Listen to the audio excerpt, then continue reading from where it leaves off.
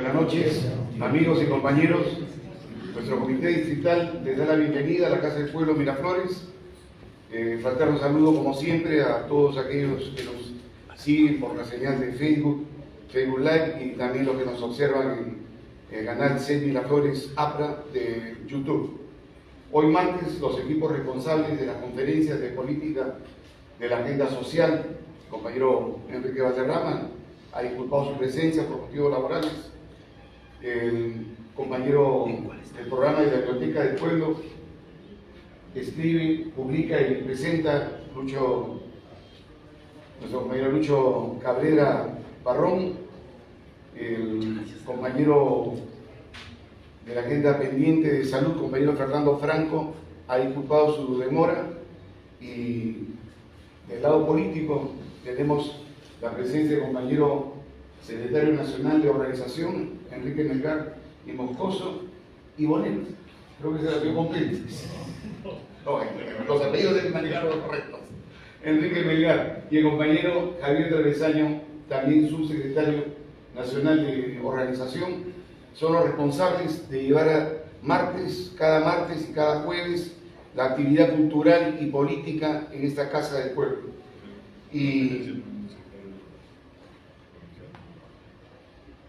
Y estamos en esta oportunidad reunidos conmemorando el centenario de la jornada del 23 de mayo de 1923 por la libertad de conciencia, que tuvo como resultado el sacrificio del obrero Salomón Ponce y del estudiante de letras Manuel Alarcón Vidalón. Y para reflexionar sobre el tema, tenemos el honor de recibir la visita de nuestro compañero el doctor Hugo García Sabatechi, quien ofrecerá la conferencia del 23 de mayo, centenario de la Alianza Obrero Estudiantil y su vigencia en el APRA. Saludamos también la presencia de conocidos militantes del partido, reconocidos ex dirigentes nacionales y actualmente al compañero Alberto Pulmana, secretario provincial de Lima Metropolitana. Nuestro saludo a todos ustedes.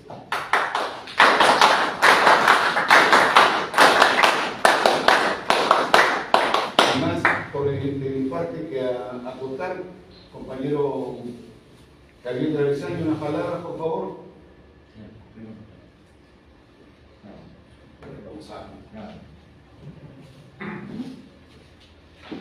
Compañero Fernando Lindo, secretario de la organización del Comité Distrital de Miraflores.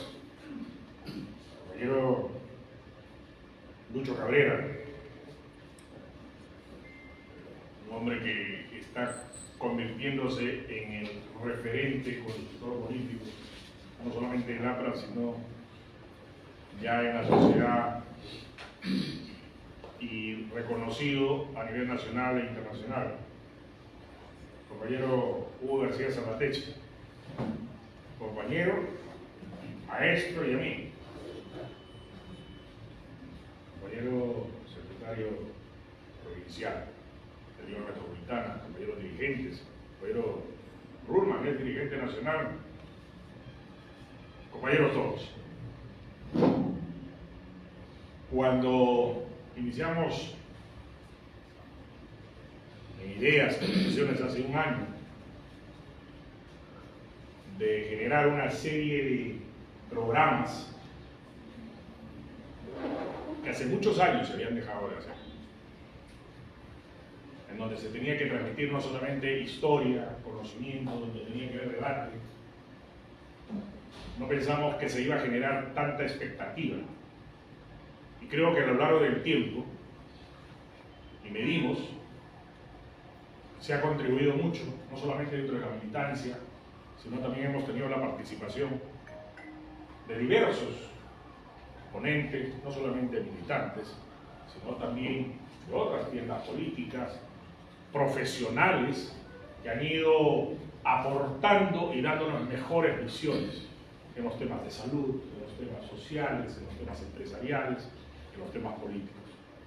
En esa gran tarea, y hoy es un día además para nosotros los apristas significativo y vital.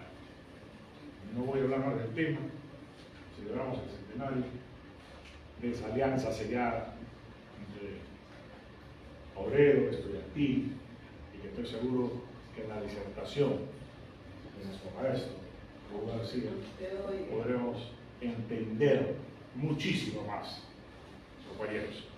Solamente darles la bienvenida, decirles que definitivamente en el APRA estamos con la convicción de trabajar no solamente en la capacitación, en la generación de debate y en ver y lograr nuestro partido generando la confianza no solamente de la militancia, sino también de la ciudadanía que tanto espera de este gran partido. Muchísimas gracias por su presencia.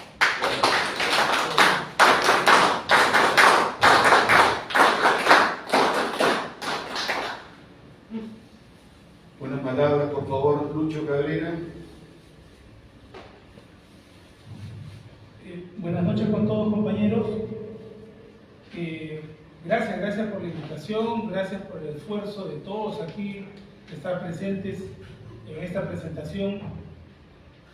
Los compañeros que nos acompañan en la mesa son compañeros que los vemos siempre en el partido, son compañeros militantes activos, compañeros intelectuales, los cuales vemos que siempre están presentes cada vez que necesitamos seguir bebiendo del conocimiento de la Prisma.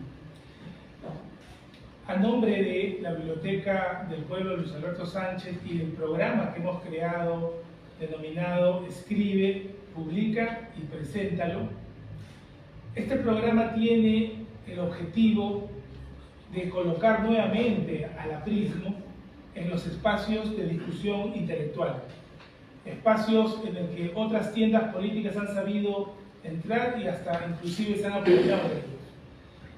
El APRA tiene muchos intelectuales y tiene vasta producción literaria aprista en el lado político y también producción en general hecha por apristas, que no se está dando a conocer o que se está quedando en el olvido.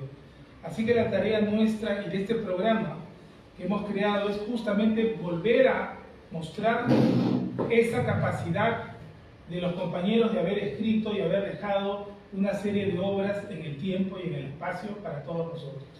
Entonces, me da mucho gusto nuevamente poder estar aquí y participar, y teniendo al compañero Hugo García Salvatechi esta noche como expositor principal, quien va a seguir contribuyendo y nutriéndonos de mucho conocimiento de la política, de la sociedad, de la economía y de amplios temas que él maneja, y que cada vez que estamos aquí sentados con él, los que estamos en esta mesa o quienes estamos al frente participando, nos sentimos muy gratos de poder conocer un poco más de ese intelecto que él nos brinda cada noche en sus presentaciones.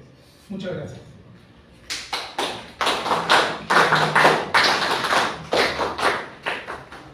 Mi querido maestro, compañero y amigo Hugo García Salvatechi. De este micro más cómodo. Muchas gracias compañeros. Quiero agradecer la invitación, saludar a todas nuestras autoridades partidarias, a todos nuestros compañeros. Antes de entrar al tema, permítanme hacer lo que dentro del pensamiento antiguo se llamaba un recordaveris, una referencia que indudablemente no puede pasar por alto. Hoy día llega también el cumpleaños de nuestro compañero, el presidente Alan García Pérez.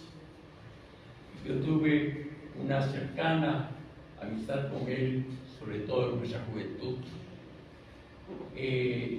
Pasamos muchas semanas, muchos meses, tratando de ver cuáles eran los nuevos signos de los tiempos, cuando se dio la famosa Revolución de Mayo del 68 de París. Coincidíamos los dos en que esto iba a significar un profundo cambio, aunque todavía no se veía con detalle cuáles iban a ser estos cambios, porque se iban a dar estos profundos cambios. Tuvimos indudablemente interpretaciones distintas, pero no excluyentes, sino complementarias.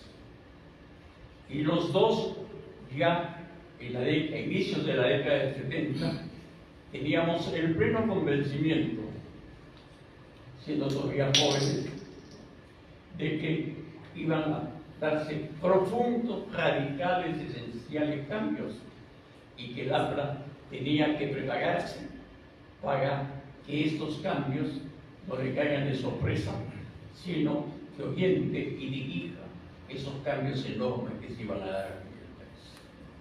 Por lo tanto, quería yo iniciar recordando a mi compañero y amigo, reitero, con el cual me enriquecí mucho en mi juventud por ese diálogo permanente que tuvimos sobre lo que era el APRA y el futuro del APRA, cuando todavía estábamos en el inicio prácticamente de la dictadura militar.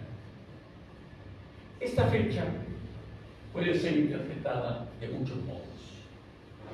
Se ha hablado mucho de lo que significó la defensa de lo que podríamos denominar la libertad de conciencia.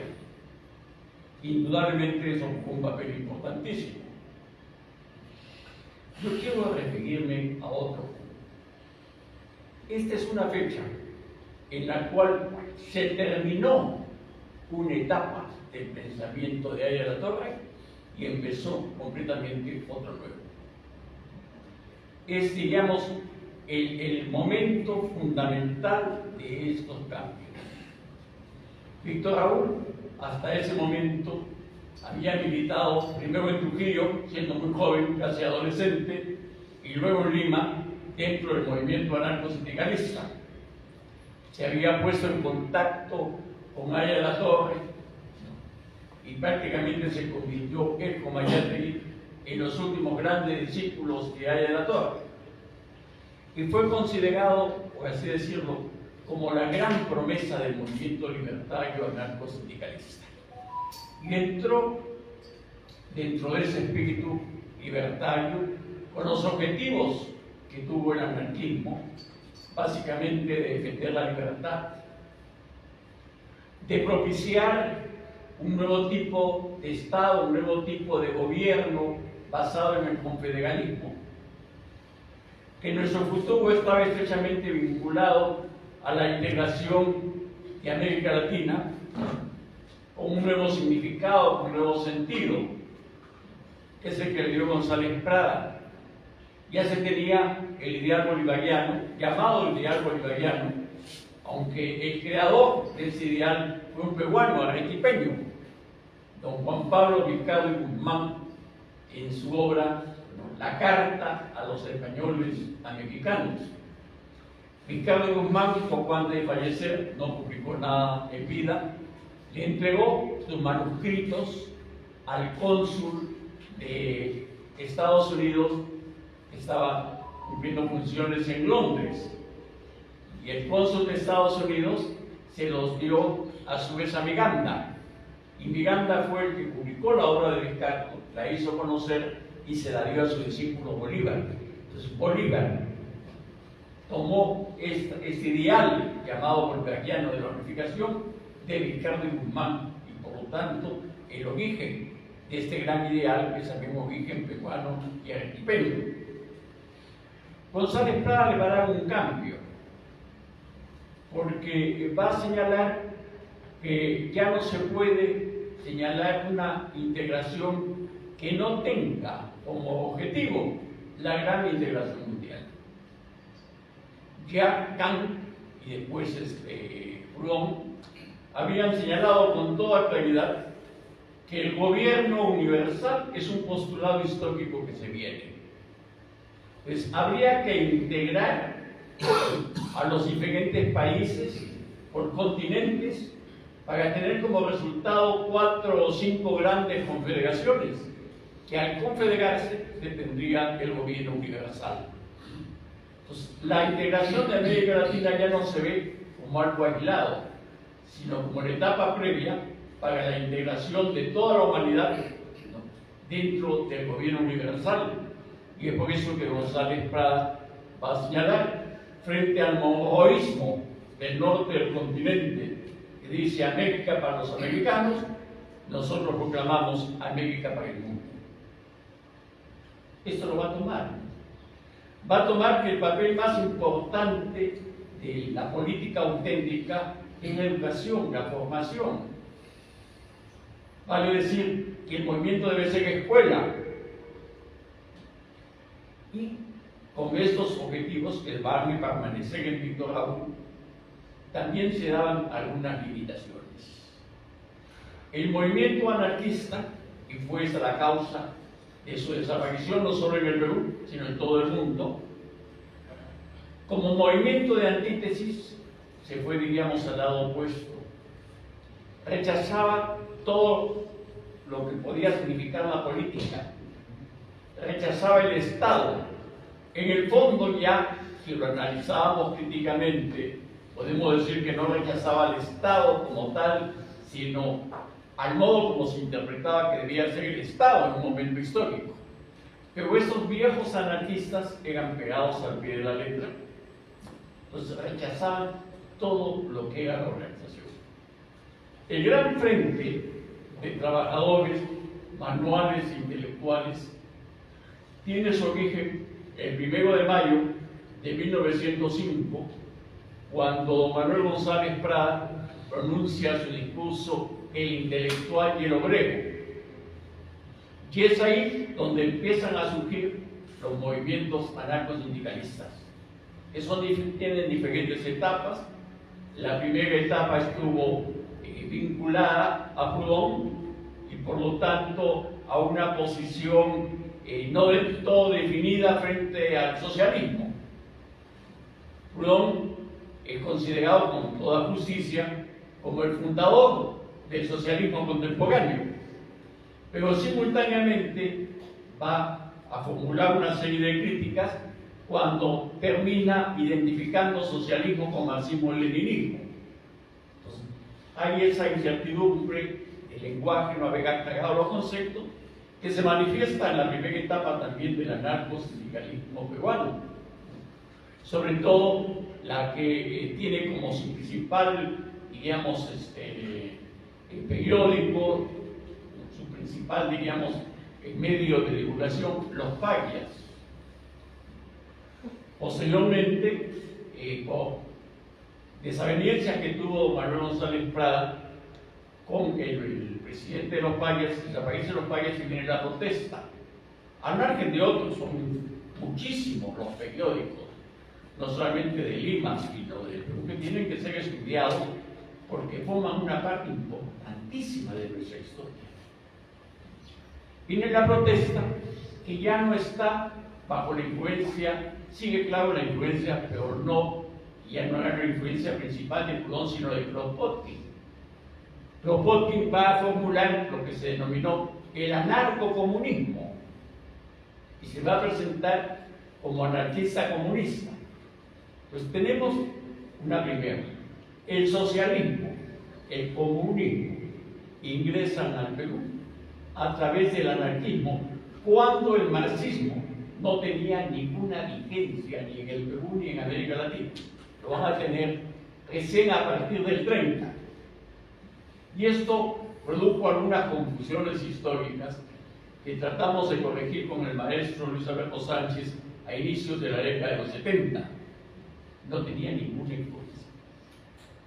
Pero había este problema, que era el rechazo radical, tajante, a todo lo que significase organización, a todo lo que significase una alternativa para formular un nuevo tipo de Estado de los viejos anarcosindicalistas. El joven Víctor Raúl, que participó activamente en muchas de esas jornadas de lucha, por ejemplo, él tuvo un papel decisivo, dirigió la lucha por la jornada de las 8 horas, la reforma universitaria, la lucha contra el alza del costo de vida, por poner solamente algunos ejemplos.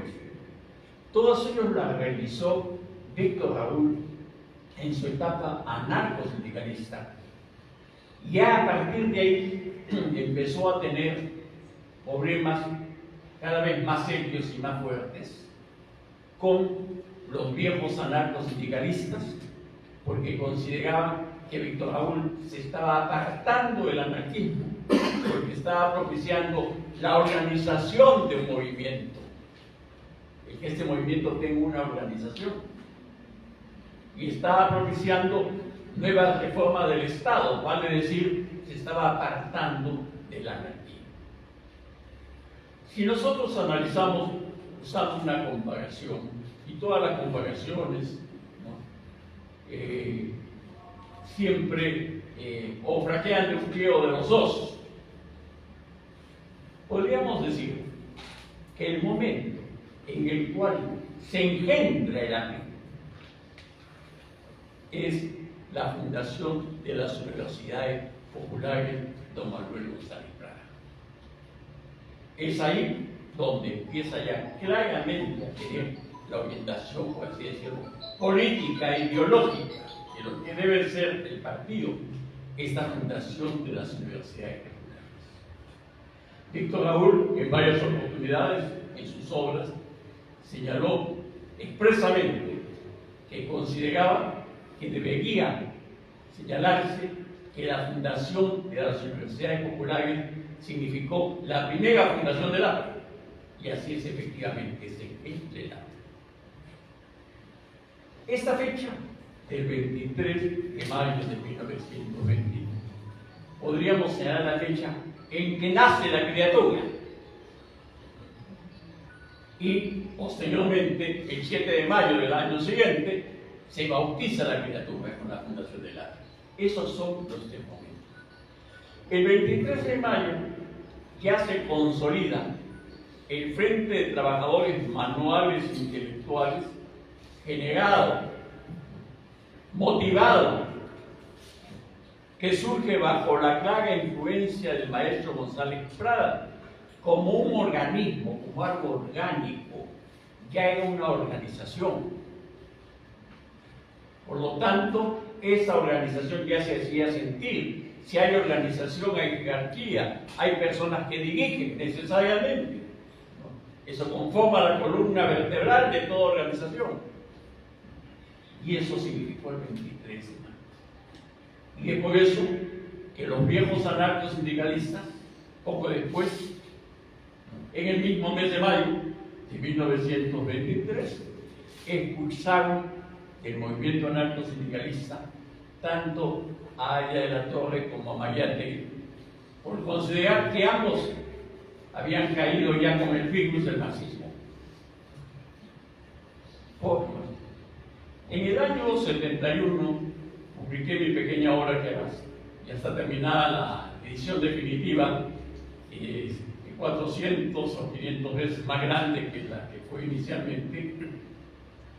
Por primera vez, acá me preguntaré de esos temas, para enfrentarnos contra todas las interpretaciones falsas que se tenían en el año 70. Fue una lucha muy grande que tuvimos con Luis Alberto Sánchez, él desde un punto de vista histórico, me pidió a mí que lo haga desde un punto de vista ideológico, y siempre bajo la motivación y la dedicación de Víctor Raúl Aya de la Torre.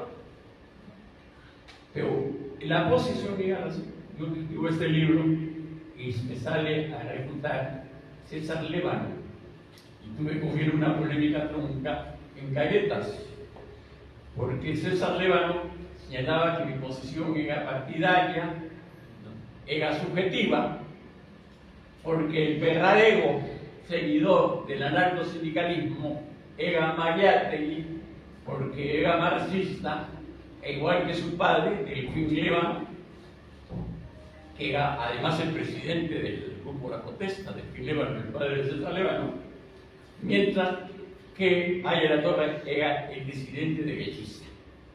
La polémica solamente fue un número, porque después de ese número yo saqué el acta en el cual se expulsaba a Aya de la Torre por la propuesta presentada por Delfín Levano, donde se le expulsaba a Aya de la Torre por considerarlo que estaba infectado por el aprismo. Y dije, bueno, pues, sin la verdad histórica no hacemos nada. Si continuamos con esas mentiras históricas, no llegamos a ningún punto.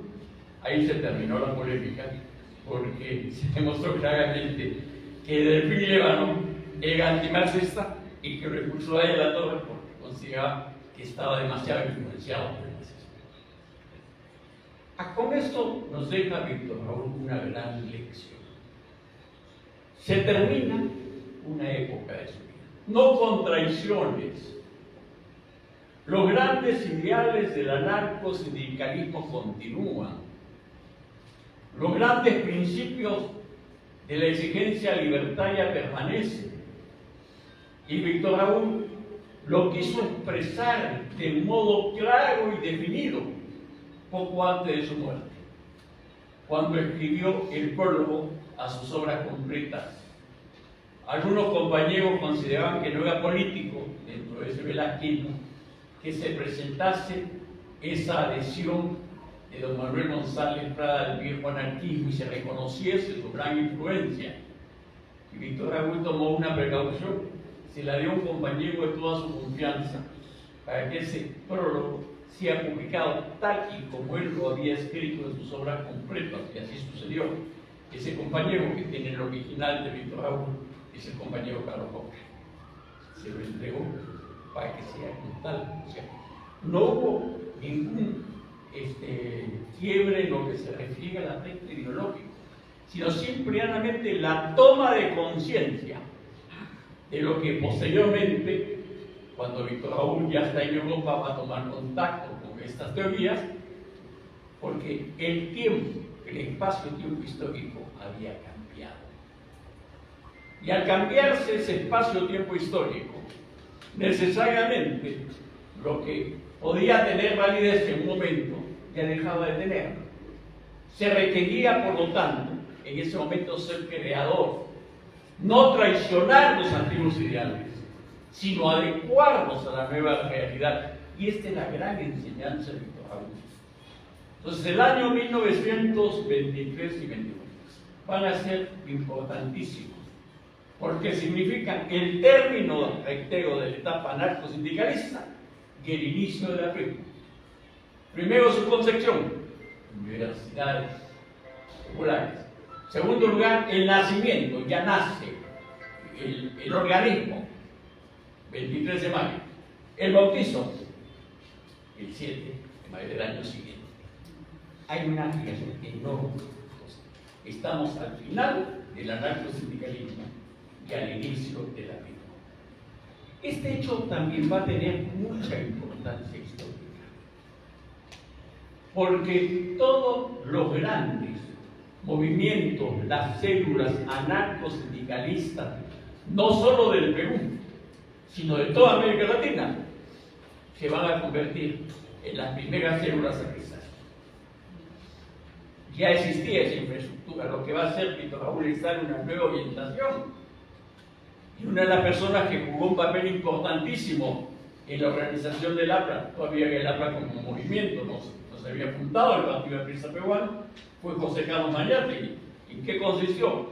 En convertir esas células anarcosindicalistas que ya existían, tenían su infraestructura, tenían sus locales, tenían sus escuelas, tenían sus militantes, conformarse las primeras células anarquistas. Entonces hay un cambio completo con estos cambios, ¿no? Basado en un momento en su historia, el Perú se hace una pregunta: ¿cómo es posible que surja de la noche a la mañana un gran movimiento, que tenga una gran fuerza, que tenga un gran público, que tenga una gran disciplina? Y no encuentra respuesta y dice: lo único que puedo llamar es el milagro aprista. Pero en la historia no hay milagros. Esa infraestructura, esa organización ya existía. Era la infraestructura, la organización, el movimiento anarquista, que van a ser convertidos en anarquistas. Y la fecha, diríamos, que señala esa conversión, donde nace ya el organismo como tal, es precisamente el 23 de mayo. Esta lección de Aya de la Torre la tenemos que aprender mucho y ver, reflexionar sobre ella para ver lo que se tiene que hacer también con nuestro gran movimiento aprista. El APRA tiene hoy día más vigencia que nunca en lo que se refiere a sus grandes objetivos, a sus grandes ideales, y esto es importantísimo. En segundo lugar, pocas veces en toda nuestra historia el pueblo peruano está pidiendo casi a gritos que resuelva el APRA. el pueblo peruano cada vez nos ve con más simpatía. Nuestros principios son los principios que tienen que aplicarse. Lo único que se requiere es adecuarlos a la nueva realidad. Yo hace pocos días estaba terminando mi última edición de mi obra sobre el aprismo y la doctrina social de la Iglesia, porque hace ya 30 años que lo publiqué y han aparecido muchas encíclicas sumamente trascendentes e importantes. Y reflexionaba sobre el tema. En centésimos años, el Papa Juan XXIII conmemora los 100 años de la Regum Novarum de León XIII. Era una fecha importantísima. Con la Regum Novarum se inicia lo que se denomina la doctrina contemporánea social de la Iglesia. Es con lo que se inicia la doctrina social de la Iglesia contemporánea. Y Juan Pablo II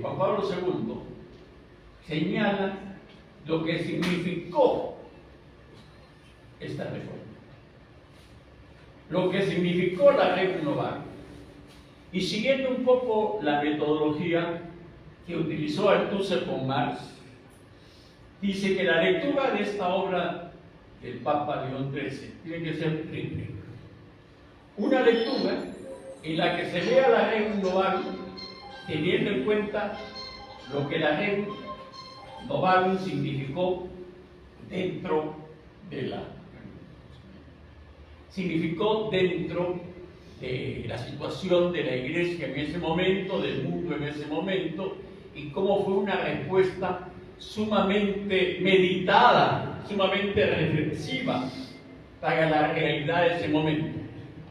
Es la primera lectura. Cómo con la Regum Novarum el Papa León XIII respondió a la problemática propia de esa época. Estamos hablando de fines del siglo XIX. La segunda lectura es tratar de comparar lo que dice la Regum Novarum con la situación actual. Eso dice la Regum Novarum. ¿Cuál es la situación actual? Porque la realidad ha cambiado.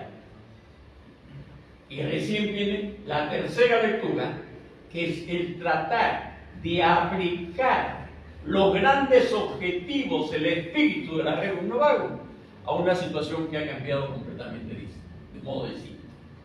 Esto es precisamente el espacio-tiempo histórico. Yo creo que lo que dijo Juan Pablo II en esta encíclica de centésimos años, que después lo va a señalar en otra dimensión el Papa Benedicto XVI en su encíclica Caritas in Veritate, son aquellas que van a adelantar, que van a iniciar un cambio completo en la Iglesia, que se va a mostrar en esta encíclica. Es importantísimo, porque revoluciona todo el pensamiento de la Iglesia y todo el pensamiento occidental, que se llama Fides et Ratio, donde ya la Iglesia hace suya la interpretación del espacio-tiempo histórico. Ya a partir de la Fides et Ratio, la Iglesia considera como su método de interpretación de la historia la doctrina del espacio-tiempo histórico, que dicho sea de paso, es una superación enorme de lo que significó la dialéctica hegeliana. Incluso la teoría del espacio-tiempo histórico fue posible por la descomposición en la que había entrado la dialéctica hegeliana. En esta encíclica Fides et Ratio, la Iglesia señala claramente que hay un mensaje divino que es muy sencillo. El único mensaje divino es lo que dice San Juan en su Evangelio. No se puede amar a Dios a quien no se ve. El único modo de amar a Dios y de servir a Dios es amar y servir al prójimo. Entonces, el cristianismo que condensa en eso es la religión que señala que el único modo de amar y servir a Dios es amar y servir al prójimo.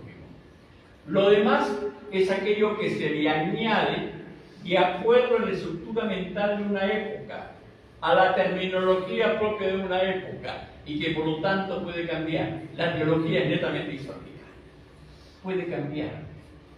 Y así vemos, por ejemplo, cómo hay muchos dogmas que ya nuevamente se están modificando o cambiando.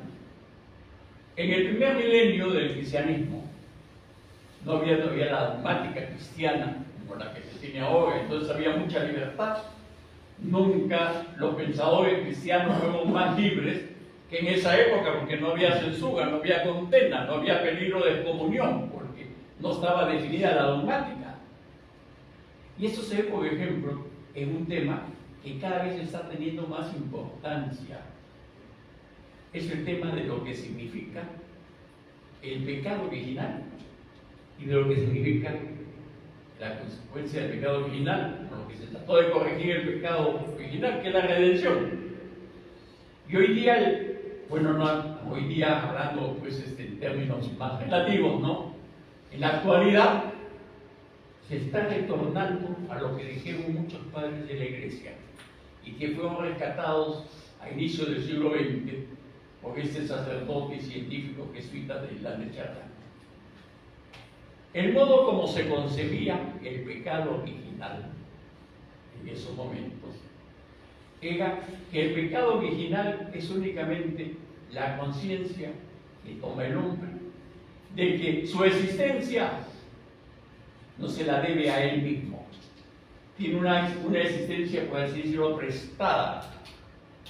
Él mismo, nuestro ser, nuestra existencia, requiere de alguien, de otro. Y ese sería el pecado original, tomar conciencia que nuestra existencia es algo que recibimos, no la creamos, que no es nuestra. ¿Y cómo se redime eso?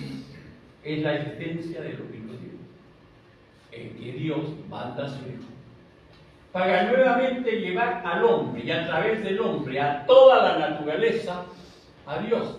Entonces, la redención no es la redención solamente del individuo, de los hombres, es la redención ni siquiera de la humanidad en su conjunto, es la redención de todo lo cósmico frente a Dios. Todo ha sido redimido por Cristo, entre Dios y el hombre. Esa concepción que la muestran claramente los padres de la Iglesia, la va a repetir de la de Charlán y la va a hacer suya también el Papa Benedicto XVI. Hay un cambio completo y la Iglesia se adecua completamente. Otro hecho importantísimo que llama la atención. Hay dos encíclicas que son, por así decirlo, las encíclicas claves. La Rerum Novarum, que sigue teniendo una gran importancia, donde la Iglesia señala su posición para defender los derechos del trabajador explotado, del hombre trabajador explotado. Décadas después, el Papa Pablo VI publica la Populorum Progressio, donde, siguiendo, aunque de repente sin conocer el hecho concreto, es que eso lo dijo el APRE Víctor Raúl muchas décadas anteriores, que ahora habría que ver también el problema de justicia social dentro de una concepción de los pueblos explotados. Los pueblos subdesarrollados son los pueblos explotados. Esto cambia completamente la dialéctica de las oposiciones y de las luchas. Y es eso lo que dice el Papa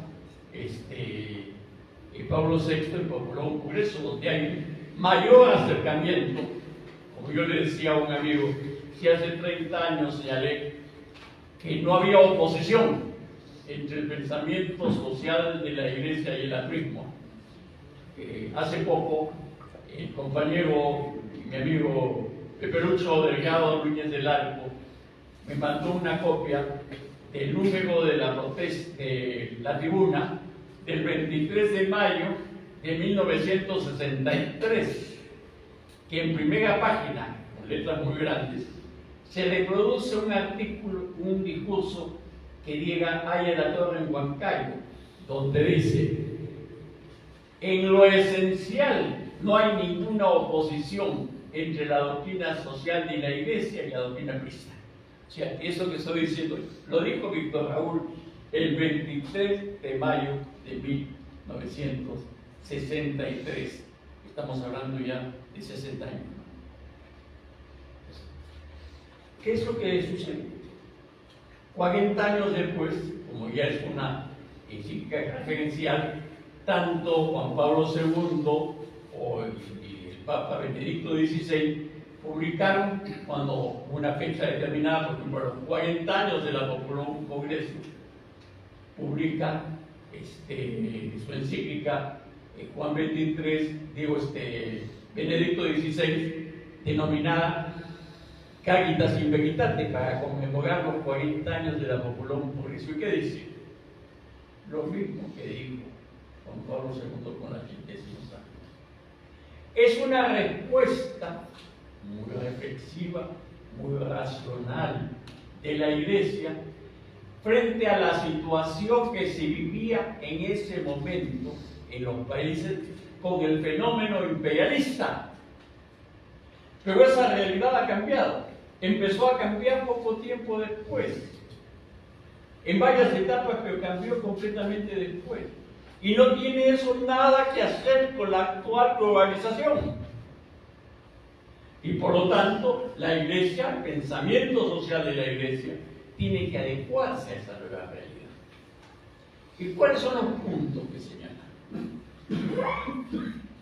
Ya a partir de la Segunda Guerra Mundial, desaparece el primer imperialismo al que trató de responderle a la Torre en el antiimperialismo y el APLA.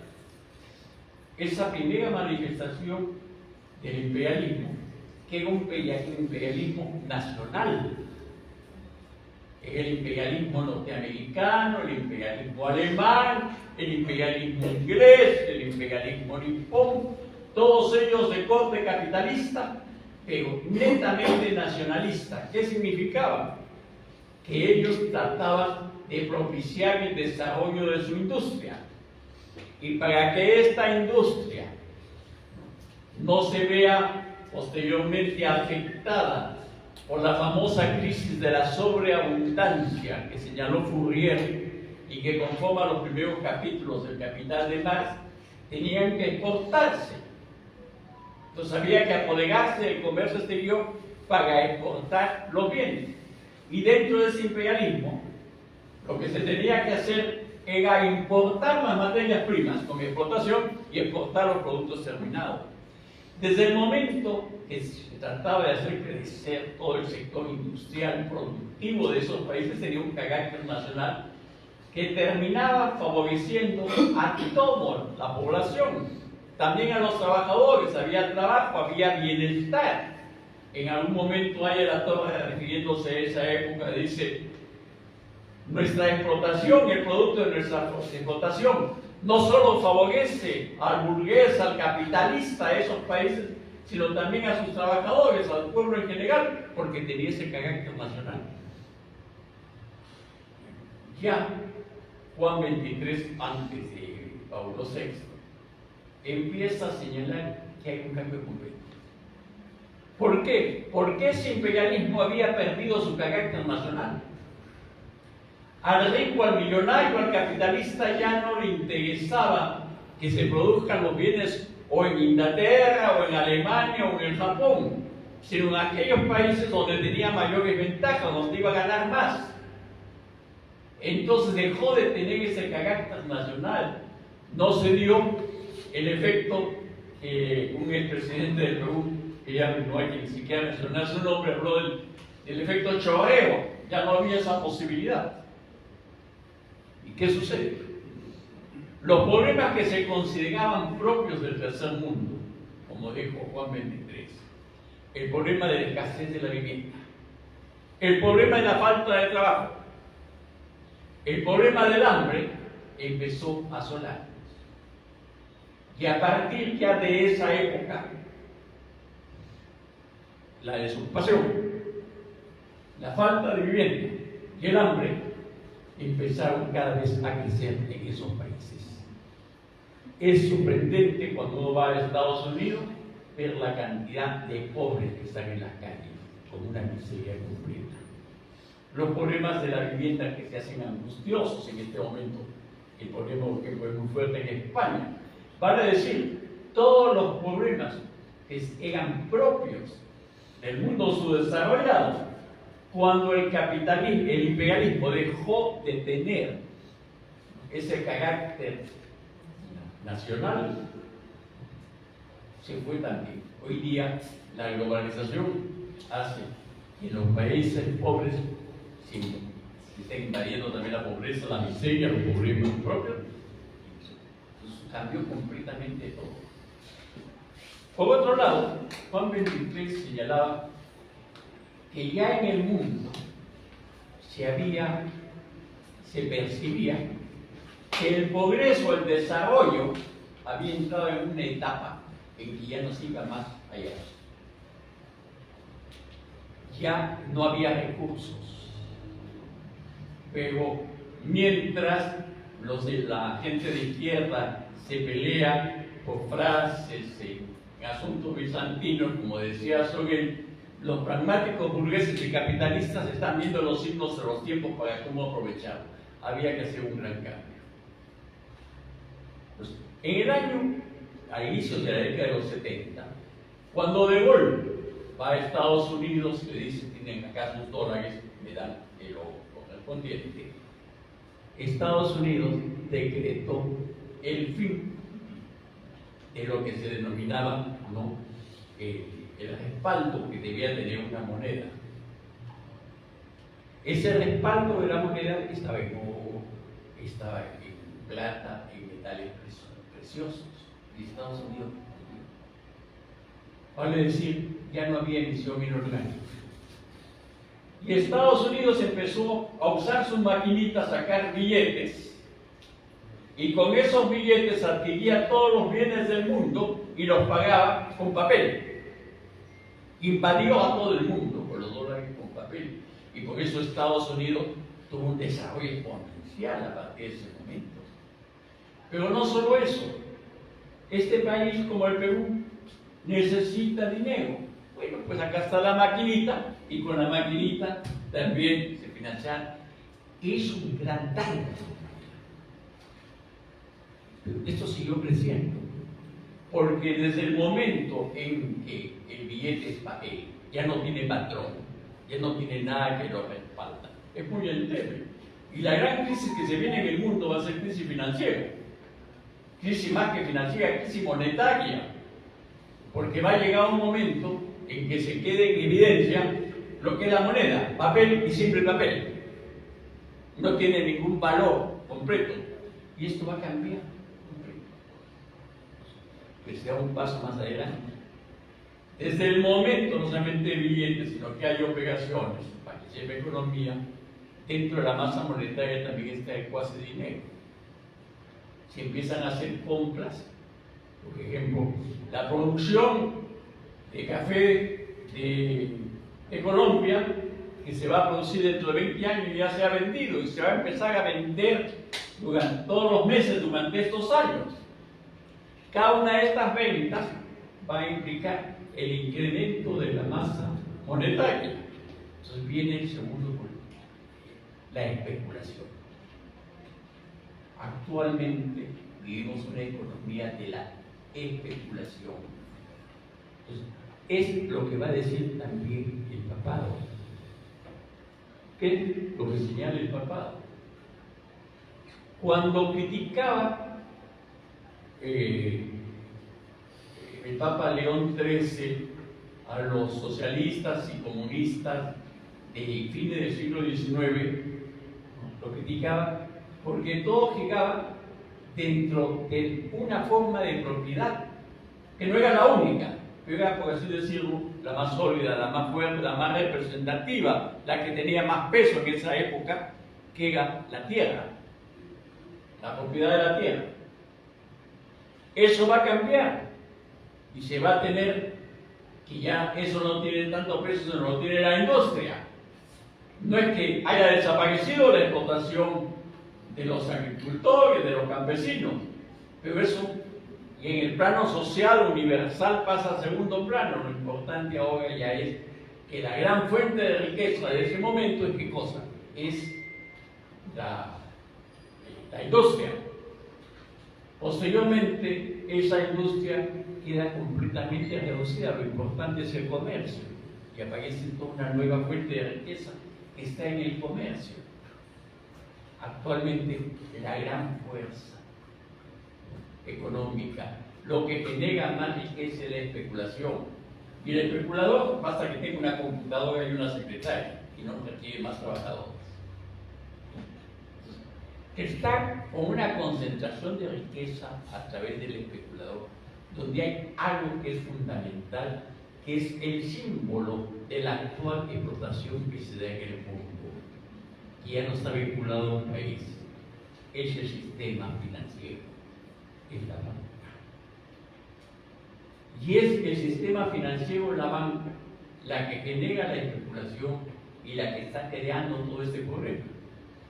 Hay otra propiedad también nueva, es la propiedad de lo que podríamos denominar pues, los derechos, digamos, del creador, del que ha producido algo, los derechos del pensamiento, que produce una gran injusticia. Un ejemplo que pone el Papa son las medicinas. Este royalty, este derecho,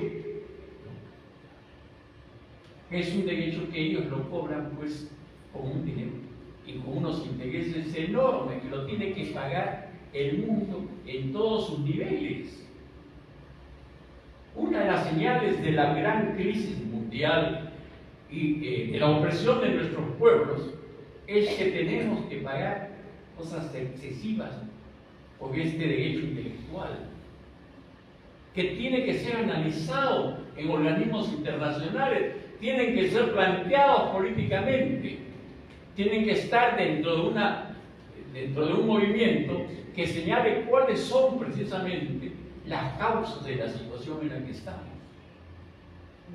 Y este es otro factor importante, donde en algún momento, como decía Juan Pablo II, el bien, la infraestructura es más importante que el trabajo. Vino un segundo momento donde efectivamente la producción de la riqueza, el trabajo era más importante que la infraestructura, de parte de los técnicos, ¿no?, que invadió, y el trabajo, muchos técnicos, muchos especialistas ganaban más que los accionistas en esta etapa, ¿no? Ahora, ¿quiénes son los que? Son aquellos que tienen, ¿no?, los derechos intelectuales sobre algo, derecho de descubrimiento de algo, y la especulación. Y la especulación no produce nada. Lo único que hace es subir los precios y generar explotación. Ese es el mundo en el que vivimos. Y en eso se centra la globalización. Y esto tiene que ver muy poco con la situación que atravesaba el mundo cuando los que dominaban, los que explotaban, eran determinados países imperialistas, donde el imperialismo estaba vinculado a una nación determinada. Esto ya desapareció. Entonces, cuando se dice esto, no se está señalando que la injusticia terminó. La injusticia se está incrementando, porque con todos estos cambios, no es que la injusticia permanezca, la injusticia se incrementa. Pero para luchar contra la injusticia tenemos que conocer sus causas, dónde están sus fuentes, para dirigirnos a esas causas y a esas fuentes. Y es en ese contexto que ya nuestro deber como apristas es, manteniendo el espíritu de Ayala Torre, manteniendo sus grandes objetivos, sus grandes ideales, y esto no es difícil, porque se presta amigablemente, ¿no?, adecuarlos a la nueva realidad. Y este es un deber. Y Víctor Raúl nos dio una lección. Nos dio una lección, la gran lección, en 1923. Cuando supongo yo, porque yo lo he conocido su gran sensibilidad, su gran finura de espíritu, y estoy convencido que le debe haber dolido el apartarse del anarcosindicalismo, ¿no?, porque con los moldes del anarcosindicalismo ya no se podía hacer nada. Ya el anarcosindicalismo pertenecía al pasado, pero le debe haber sabido.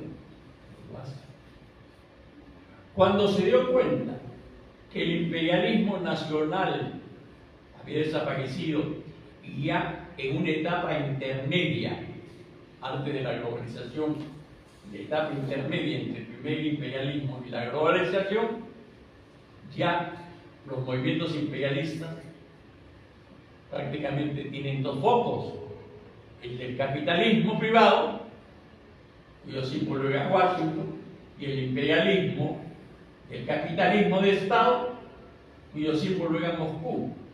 Ni Washington ni Moscú, solo el altruismo salvaría el Perú. Esto significaba no traicionar su pensamiento, no dar marcha atrás, sino dar pasos hacia adelante, estar con el pensamiento, con la justicia, pero partiendo de los signos de los tiempos. Y Víctor Raúl no tuvo ningún temor, ningún reparo de adecuar esos grandes objetivos a esa nueva realidad en 30 años de prisa. Entonces, hay que estudiar a de la Torre, teniendo en cuenta que sus obras representan una etapa de su pensamiento y se requiere la primera lectura de la que hablaba el Papa Juan Pablo II. Trata de ver cómo es una respuesta a una realidad histórica concreta que puede diferir en muchos aspectos de la realidad en la que vivimos. Esta fecha, por lo tanto, compañeros, para nosotros debe tener un profundo significado y debe significar una gran lección. Para ser leal hay que ser renovadores, hay que ser creadores. La lealtad no está en repetir el pasado, porque eso llevaría a condenar un pensamiento que es vivo, está en hacerse continuo, a momificarlo, a hacerlo algo muerto, algo del pasado, algo anacrónico. La lealtad está precisamente, y la vida en eso es real, en tratar de adecuarse a las nuevas circunstancias. La vida continúa, la realidad va cambiando, y la realidad no se inventa, la realidad se descubre. Donde juega un papel importantísimo, es algo que es un poco del tema, una dialéctica de la cual no se ha hablado. Un sistema científico, un sistema matemático, no desaparece por sus contradicciones internas, todo eso es abstracción. No puede haber contradicciones internas en un sistema que sea lógicamente coherente. Desaparece ¿por qué? Porque ese sistema es el sistema que mejor se adecua para estudiar, utilizar, aprovechar la naturaleza, la realidad de un momento histórico determinado. Y por un principio fundamental de la nueva epistemología, de la nueva lógica, de la nueva gnoseología, es que nada se puede conocer plenamente. Siempre hay algo que desaparece, algo que no se conoce. Siempre, por algo más pequeño que sea, se le puede conocer facetas que no se conocían o analizarlo bajo otras perspectivas. Entonces llega un momento en que ese sistema se vuelve obsoleto, porque lo nuevo, aquello que se le escapa al sistema, que no está dentro del sistema, simplemente rebasa el conocimiento antiguo. Ahí se aplica el famoso teorema de Gödel, formulado en el año 36, que dice que un sistema lógico, matemático, científico, para que sea coherente, no se le puede ni quitar ni añadir un axioma, porque si le quito o le añado un axioma, lo vuelvo contradictorio. Este teorema de Gödel es fundamental. Yo tuve, es una anécdota, el libro que me costó mucho conseguirlo en Europa, el teorema de Gödel, pero se lo presté a mi amigo Alan García y nunca me lo devolvió. Bueno, pero es frente a lo nuevo. Esto significa que incluso, compañeros, tenemos que revisar los conceptos que tenemos en dialéctica, profundizar lo que es la teoría del espacio-tiempo histórico, que Víctor Raúl anunció y creó el Partido Aprista con la teoría del espacio-tiempo histórico. La teoría del espacio-tiempo histórico aparece en Inglaterra a fines del siglo XIX e inicio del siglo XX por dos motivaciones. La primera de ellas, la debacle de todo el sistema hegeliano. A la generación siguiente, el sistema hegeliano fue completamente debatido y criticado y empezó a tener vigencia solo en la política, o sea, el hegelianismo siguió teniendo vida por lo que decía de Hegel, muchas veces tergiversándolo completamente, Marx, Engels, político, pero ya no es filosofía. No hay ninguna filosofía después de Hegel que sea, que se apoye ya en Hegel. Hegel cayó completamente en descrédito una generación después de su muerte. Y la gran crisis que se dio frente a los fundamentos de la ciencia, de las matemáticas, de la lógica, que cambiaron completamente, con otra perspectiva. Y al cambiar la perspectiva, ¿qué es lo que sucede? Lo que puede ser válido en una lógica es falso en la otra lógica. No porque los sistemas se contradigan, sino porque parten de perspectivas distintas. Y el tema de la perspectiva es lo fundamental de la teoría del espacio-tiempo. Es la perspectiva la que cambia. Si yo tengo el enunciado aparentemente es el mismo. Todo es espejo, todo peruano es americano. Pero ¿y si yo lo interpreto de un modo, como lo hace la lógica tradicional, la lógica formal, la lógica aristotélica? Llego a determinadas inferencias completamente válidas dentro de ese sistema. En ciencia ya no hay verdad, hay validez, que significa que está de acuerdo con un sistema, lo que cambia es el sistema. En la lógica matemática significa otra cosa. Significa que hay una relación condicional entre los dos términos que se utilizan. Cuando digo todo peruano es americano, lo digo que si a un X le aplico el término peruano, entonces le tengo que aplicar también el término americano. Si es peruano, es americano. Si le aplico el término peruano, le tengo que aplicar el término americano. Por lo tanto, ese juicio universal es condicional. Es completamente... Con eso se solucionó, dicho sea de paso, el problema que tuvo la inducción durante tantos siglos. Porque de lo que se decía de la inducción es que la inducción solamente nos da la probabilidad, nada más nos da la certeza. Con eso se supera todo, porque ya no es la inducción de cosas. Entonces, de lo universal no se puede inferir nada de lo existencial. Yo no critico a Dios, a lo que Dios es en sí mismo. Puedo criticar a una imagen que yo tengo de Dios. Los anarquistas no criticaban al Estado en sí mismo, criticaban una realización concreta del Estado. Y es por eso que incluso la Iglesia, cuando se discutía el documento más importante de la Iglesia en el mundo actual, agradeció a los ateos del siglo XIX y del siglo XX porque ayudaron a destruir un falso concepto de Dios, lo que permitió un mayor acercamiento a Dios. Entonces, en estas críticas que se hacen al derecho, que se hacen al Estado, que se hace a cualquier término universal, no se critica lo universal, se critica una interpretación, y esto es fundamental en el espacio-tiempo histórico. Entonces, muchas de las críticas que se hacen a una interpretación que con el tiempo puede modificarse, puede cambiarse.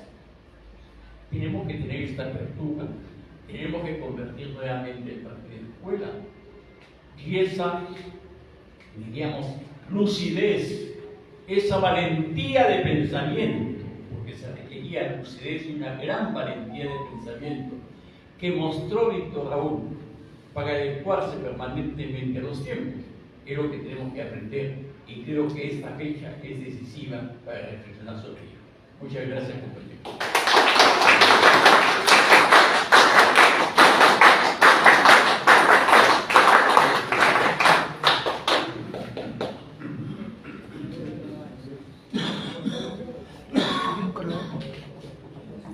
Compañeros, muchas gracias por vuestra asistencia.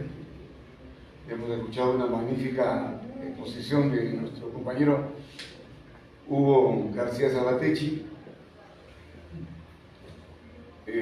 Si alguien desea hacer alguna pregunta muy breve, por favor. Si no, pasamos.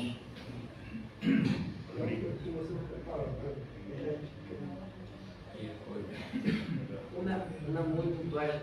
Muchísimas gracias a todo el presidente, compañeros. Bajo la exposición de compañero doctor Hugo García. Por favor, para que pueda escucharte mejor.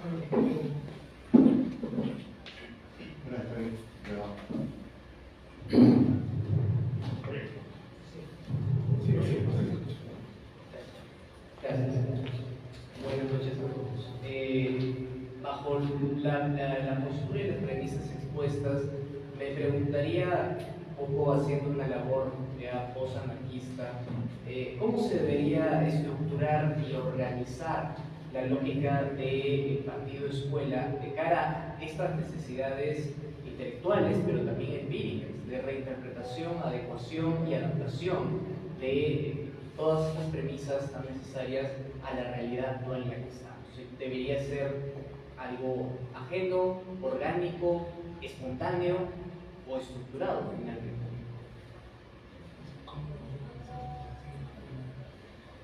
Fíjense, hay muchos aspectos acá. O sea, es bastante complejo, por así decirlo, el tema. Se requiere, en primer lugar, que los diferentes locales del partido se dediquen fundamentalmente al intercambio de opiniones, no solo a la enseñanza, sino también que se reúnan los compañeros para reflexionar sobre un tema. Y esto enriquece mucho. Yo, cuando inicié mi exposición, hablé de todas esas largas y permanentes conversaciones que tuve a fines de la década de los 60, inicio de la década de 70, con el compañero Alan García, sobre un fenómeno concreto. ¿Qué repercusiones iba a traer al mundo, a América, al Perú y al partido el espíritu de lo que había motivado la Revolución de París de mayo del 68? Y uno se va enriqueciendo. O sea, el partido de escuela no es solamente donde se va a enseñar, sino donde los compañeros reflexionan sobre un tema actual de la política, sobre algo que es importante en ese momento, y se reúnen para reflexionar e intercambiar ideas. Que esa costumbre se ha perdido, pero sí se tenía. Yo recuerdo cuando era niño y estaba en plena dictadura de Odría, cuando se reunían los compañeros en mi casa, llegan para intercambiar posiciones. Y siendo un niño de 3 o 4 años, recuerdo, por ejemplo, las diferentes pareceres sobre lo que en ese momento es un tema importantísimo, ¿no? El imperialismo, el americanismo sin imperio, por ejemplo, o si la revolución tiene que tener un carácter nacional o universal, la polémica de Trotsky con Stalin. Eran temas que los compañeros se lo iban aclarando, lo discutían. O sea, esas reuniones donde los compañeros interpretan algún problema del momento bajo diferentes ópticas para enriquecer a todos. En segundo lugar, el que el partido efectivamente tenga como. Yo les digo, me da muchísima pena, como viejo militante aprista, como persona que ha nacido en el APRA, hijo y nieto de apristas, he visto, ¿no?, parte de la persecución, y eso que no fue la persecución más sangrienta, que fue la persecución de Odría cuando era niño. Siento mucho cuando hablo con algunos compañeros que están pensando que la solución del APRA está en que determinadas personas vayan al Congreso o no vayan, y que nuevamente empecemos con ese personalismo. En el APRA no hay mesías, no hay personas indispensables, hay solo servidores que vienen al partido para servir y no para recibir nada. Tenemos que ver cómo sacamos al partido adelante sin pensar si esto va a favorecer a tal o cual persona. Eso para mí es una auténtica traición haya de la paz. Hay otro punto que es fundamental. Estoy acá con el compañero de organización que sé que está haciendo un buen trabajo. Pero yo recuerdo cómo era la organización en ese entonces. Yo formaba parte de Mussolini, además yo nunca he tenido un cargo partidario, lo que en algún momento me permitió, recuerdo que estaba en una polémica con el presidente de la Comisión de Ideología y Doctrina del PPC en la Universidad de Lima, que en un momento ya había perdido un poco los papeles, dijo: no debe usted olvidarse de tener presente que se está hablando nada más y nada menos que con el presidente, ¿no?, de la Comisión de Ideología y Doctrina del Partido Popular Cristiano. Yo le contesté, dije: fíjese, yo no me olvido, el señor es el presidente, nada más y nada menos que del Partido Popular Cristiano. ¿Y quién soy yo? Soy una presa del montón, soy una presa anónimo, soy una presa de base, nunca he tenido ningún cargo. Ustedes comparen pues al presidente del partido, de la Comisión de Ideología y Doctrina del Partido Popular Cristiano, con lo que señala una presa del montón, una presa del montón, una presa del montón.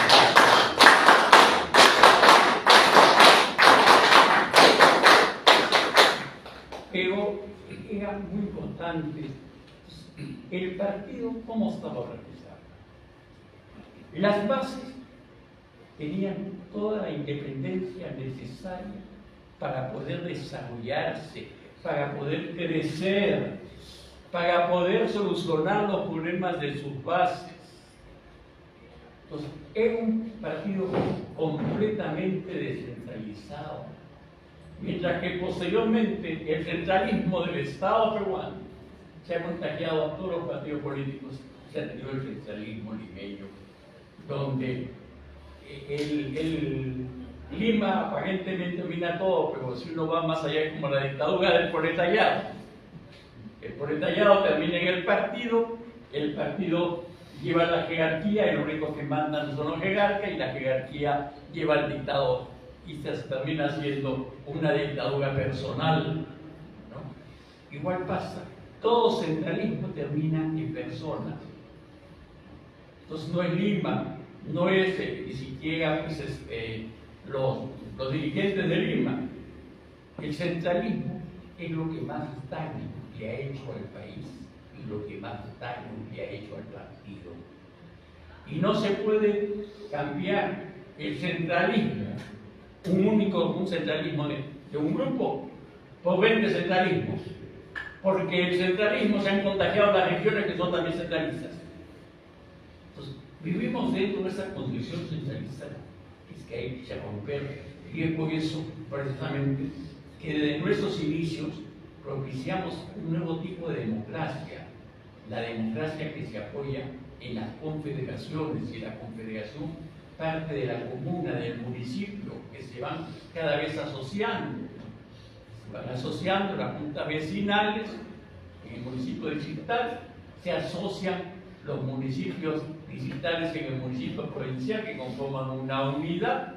El municipio provincial es la alianza, por así decirlo, el trabajo conjunto de todos los municipios distritales.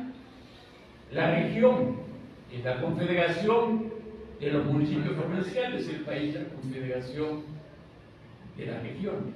Ese es el modelo. Y de abajo hacia arriba. Entonces también lo mismo tiene que suceder en el partido.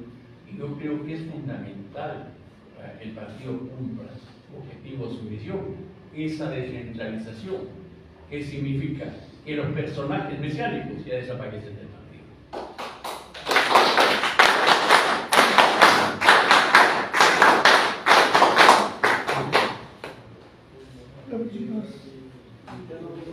Abraham Fudrini. Agradeceré las preguntas cortitas, por favor. Personalmente considero que el compañero, el doctor Hugo García Salvatechi, es el exponente mayor de los intelectuales en el Partido Aprista y uno de los principales en Perú. Incluso yo lo he lanzado como candidato a la presidencia porque creo que tiene cualidades de sobra para sentarse en un sillón así. Como candidato, por cierto, algunos tendrán su punto de vista, pero ese es el mío y pido que se respete, por favor. Ha sido tanta su influencia últimamente que ha tenido conmigo que también tengo unos años cercanos, seguramente al del doctor Salvatecchi, compañero y amigo, y puedo decir que su visión es una visión diferente en estos asuntos de crear la nueva sociedad y el nuevo Estado. Él, por ejemplo, tengo la impresión que es muy influenciado por Proudhon y yo me he visto obligado a leer el tema de la propiedad de Proudhon, riquísimo, las contradicciones con Hegel, que las acaba de nombrar, y creo que el compañero Salvatecchi está en condiciones de poder aportar a la nueva creación de un nuevo Estado, porque yo parto de lo siguiente: el Estado en que estamos hoy, el Estado peruano, está agotado, está viejo, no es el Estado que pidió López, donde la premisa fundamental era la participación y la propiedad como un elemento que él introdujo al naturalismo, al Estado natural. Es cierto, pero nosotros queremos ahora un Estado no con un presidencialismo en que vemos que los últimos 7 lustros todos los presidentes pareciera que estuviesen bajo la sombra de la corrupción. Y el que ha ganado como mal menor. ¿Sí? Y sabemos que últimamente está peor el Ejecutivo. ¿Por qué tenemos que mantener ese sistema, esa forma de gobierno representativo que no representa a nadie? Quisiera preguntarle si tiene el doctor García Salvatecchi alguna perspectiva, como él señala, de diseñar o de plantear un nuevo Estado, por lo menos un nuevo Estado como repite Suiza, Alemania, que funcione, nada más que eso. Gracias.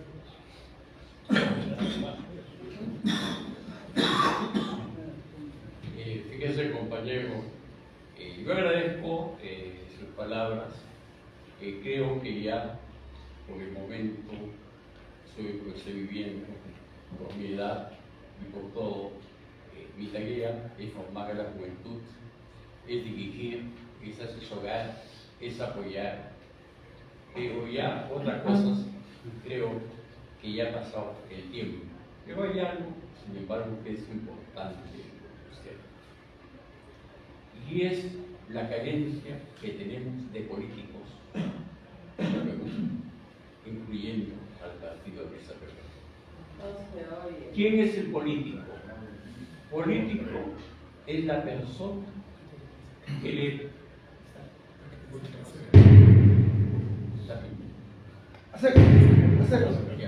Político es la persona que sale donde el público le describe la situación que se está viviendo, le señala un objetivo e indica el camino a seguir para lograr esos objetivos. Y eso no se da en el Perú. Hace muchísimos años no escuchamos jamás línea política. Lo que tenemos es lo que ellos mismos se han autodenominado operadores políticos. ¿Y en qué consiste el ser operador político? Es en una visa, en tratar de juntarse entre ellos para encontrar soluciones donde seguramente aquello que va a predominar es lo que el público bautizó con el nombre de repartija. Son operadores políticos. En ninguno de los grandes movimientos vemos que hay una persona que salga. Estamos en este momento. Nuestro objetivo a mediano plazo es este, a largo plazo es este, a corto plazo es este, lo que tenemos que hacer es esto. Eso es lo que nos enseñaron nuestros compañeros, nuestros grandes políticos. Eso era lo que hacía en el Perú Isabel dos Sánchez, amigos Prealé, el compañero Lucho Rodríguez Vildoso, la voy a poner solamente algunos ejemplos. Eso eran políticos. Ahora tenemos operadores políticos que lo único que hacen es ponerse de acuerdo En algún momento dije que así como se da el club de los consultores, sucedió el club de los consultores, donde los consultores, para tener mayores ingresos, para no pelearse entre ellos y ganar todos, se juntaron, se sindicalizaron para repartirse pues, las diferentes obras en el Perú. Creo que también existe en el Perú y hay muchas manifestaciones que te llevan a firmarlo. Y ya está el club de los operadores políticos en el Perú, que se juntan entre ellos para ponerse de acuerdo, tomar las decisiones, y el Perú está terminado, siendo manejado por operadores políticos que son lobistas. Y el lobista es el que trata de aprovechar una ocasión política, no para el bien del partido, menos para el bien del país, sino únicamente en provecho propio. Creo que eso sí es una gran lección.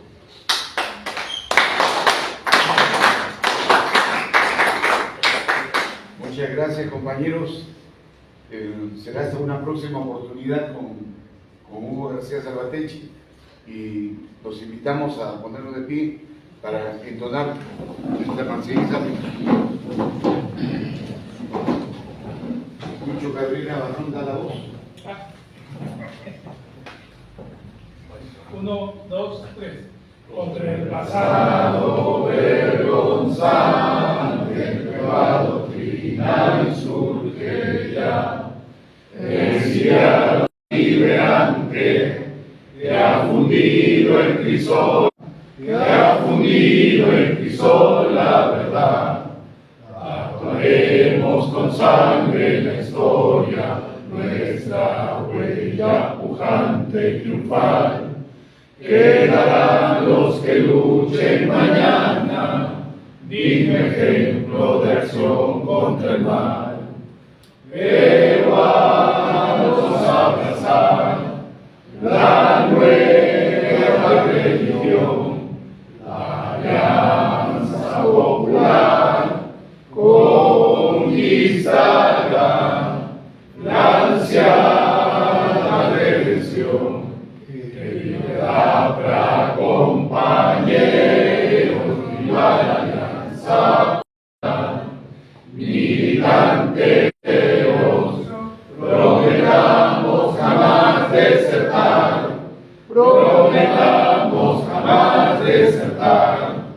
reafirmemos la fe en el abismo, que es deber sin descanso luchar. La amenaza del imperialismo que a los pueblos quiere conquistar. Apristas a luchar, unidos a vencer, fervor, oración, hasta triunfar nuestra revolución. Apristas a luchar, unidos a vencer, fervor, oración, hasta triunfar nuestra revolución. ¡Viva el AMRA, compañeros! ¡Viva! ¡Viva Víctor Raúl Ayala de Torres! ¡Viva! ¡Ay, Olaya! ¡Ahí está! ¡Ay, Olaya! ¡Ahí está! ¡Cuántas apristas, compañeros! ¡Viva los 100 años del Frente Único de Trabajadores Manuel Intelectual! ¡Viva! ¡Viva Salomón Ponce y Aracón Villalón! ¡Viva!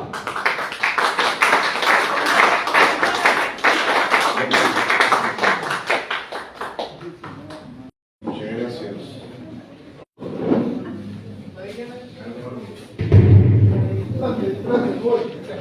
Ahora cobra que Vamos pidiendo ahorita mensaje aquí por la estación.